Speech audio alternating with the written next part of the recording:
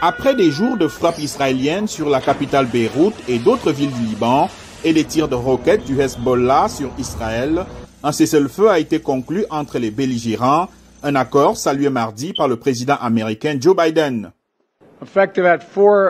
À partir de 4 heures du matin, heure locale, les combats cesseront à la frontière israélo-libanaise. Il s'agit d'une cessation permanente des hostilités.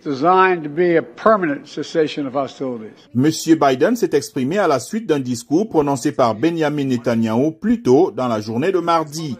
Le premier ministre israélien a accepté un cessez-le-feu après plus d'un an d'affrontements transfrontaliers initiés par le Hezbollah dans le cadre de la guerre à Gaza où Israël se bat contre le Hamas, un autre groupe soutenu par l'Iran. Avec la pleine compréhension des États-Unis, nous conservons notre entière liberté d'action militaire. Si le Hezbollah viole l'accord et tente de s'armer, nous attaquerons. S'il tente de reconstruire des infrastructures terroristes près de la frontière, nous attaquerons.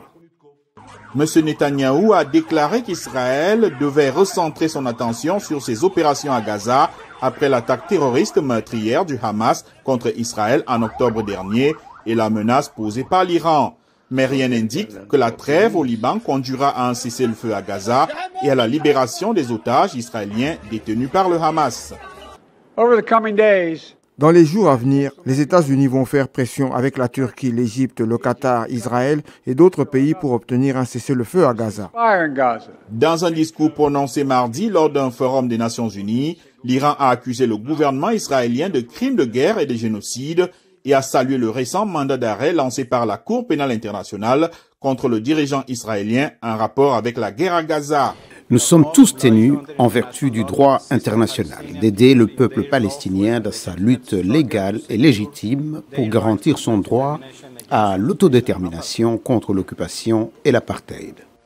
En vertu du cessez-le-feu, les forces israéliennes se retireront au sud de la frontière israélo-libanaise, tandis que le Hezbollah se déplacera au nord du fleuve Litani.